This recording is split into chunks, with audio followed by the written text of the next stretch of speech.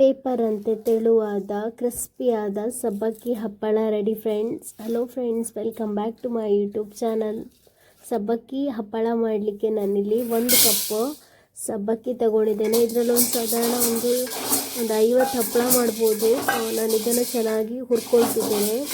ಹುರಿದಿದ್ರೆ powder ಆಗೋದಿಲ್ಲ ಬೇಗ, so ಚೆನ್ನಾಗಿ ಪೌಡರ್ ಮಾಡಲಿಕ್ಕೆ ಹುರ್ಕೊಳ್ಬೇಕು.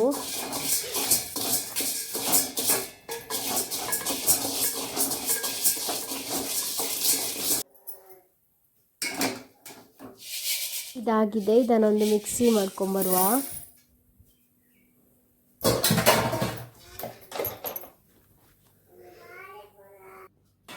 ಸಣ್ಣ ಮಿಕ್ಸಿ ಪೌಡರ್ ಆಗಿದೆ ನೋಡಿ. ಸಬ್ಬಕ್ಕಿ ಸಣ್ಣ ಪೌಡರ್ ಆಗಬೇಕು. ಇದನ್ನೊಂದು ಪಾತ್ರೆಗೆ ಹಾಕ್ಕೊಳ್ತಿದ್ದೇನೆ. ನಾನು ಇದಕ್ಕೊಂದು 2 ಕಪ್ ನೀರು ಹಾಕ್ಕೊಳ್ತಿದ್ದೇನೆ. ಯಾವ ಕಪ್ಪಲ್ಲಿ ನಾವು ಸಬ್ಬಕ್ಕಿ ತಗೊಂಡಿದ್ದೇವೆ ಆ ಕಪ್ಪಲ್ಲೇ 2 ಕಪ್ 2ರಿಂದ 3 ಕಪ್ ನೀರು ಹಾಕ್ಕೊಂಡು ಒಂದು 10 ನಿಮಿಷ ನೆನೆಸಿ ಇಟ್ಕೊಳ್ಬೇಕು. ಹಾಗೆ ಚೆನ್ನಾಗಿ ಕಲಿಸ್ಕೊಂಡು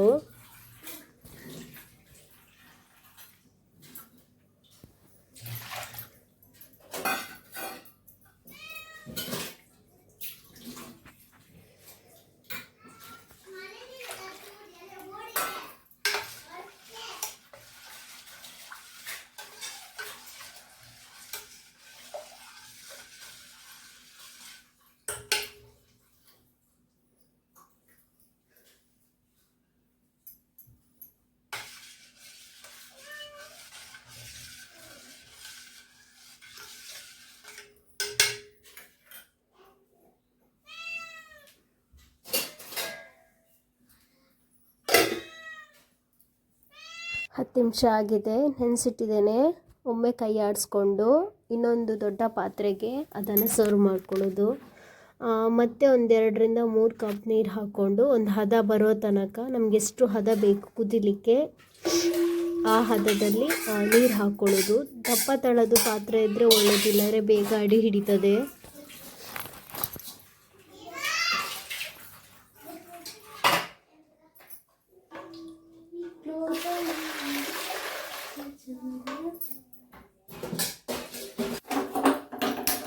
ಇಲ್ಲಿ 1 ಕಪ್ಗೆ ಸಾಧಾರಣ 5ರಿಂದ 6 ಕಪ್ ಆಗೋಷ್ಟು ನೀರು ಹಾಕಿ ಗ್ಯಾಸ್ ಹಚ್ಕೊಂಡಿದ್ದೇನೆ. ಗ್ಯಾಸ್ ಹಚ್ಕೊಂಡು ಚೆನ್ನಾಗಿ ಕಲಿಸ್ಕೊಳ್ಬೇಕು, ಇಲ್ಲ ಅಡಿ ಹಿಡಿತದೆ.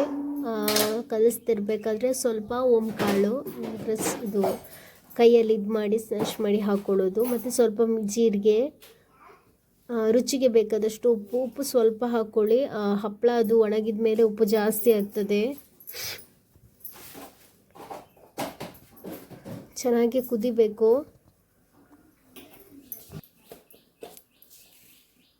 ಹಾಗೆ ನೋಡ್ಕೊಂಡು ಹಾಕ್ಕೊಳ್ಳಿ. ಚೆನ್ನಾಗಿ ಕಲಿಸ್ಕೊಳ್ಬೇಕು, ಅಡಿ ಹಿಡಿಯೋದಾಗೆ ಚೆನ್ನಾಗಿ ಕೈ ಆಡಿಸ್ತಾ ಇರಬೇಕು.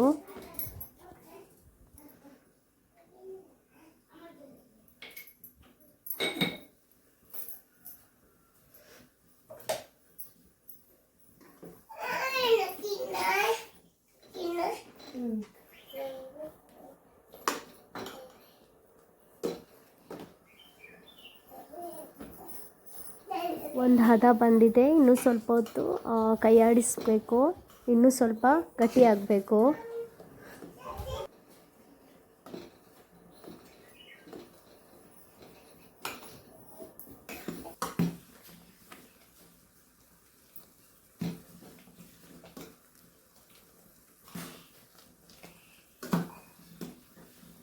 ಇದಾಗಿದೆ ಆಲ್ಮೋಸ್ಟ್. ಇನ್ನೊಂದು ಸ್ವಲ್ಪ ಹೊತ್ತು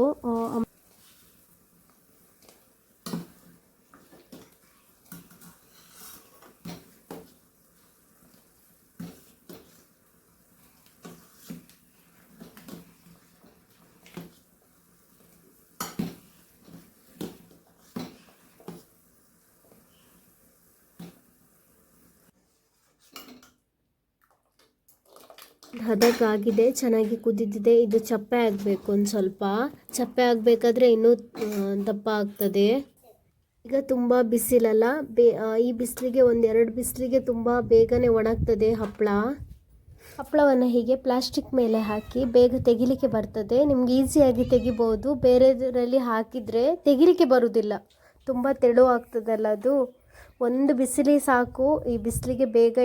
ಹಪ್ಪಳ ನೋಡಿ ಸ್ವಲ್ಪ ಒಣಗಿದೆ, ಇದಿಷ್ಟು ಒಣಗಿದೆ, ಇನ್ನೂ ಒಣಗಲಿಕ್ಕೆ ಬಾಕಿ ಉಂಟು. ಎಷ್ಟು ಪೇಪರ್ ಹಾಗೆ ಆಗಿದೆ, ತುಂಬ ಸಪೂರ ಆಗಿದೆ ನೋಡಿ.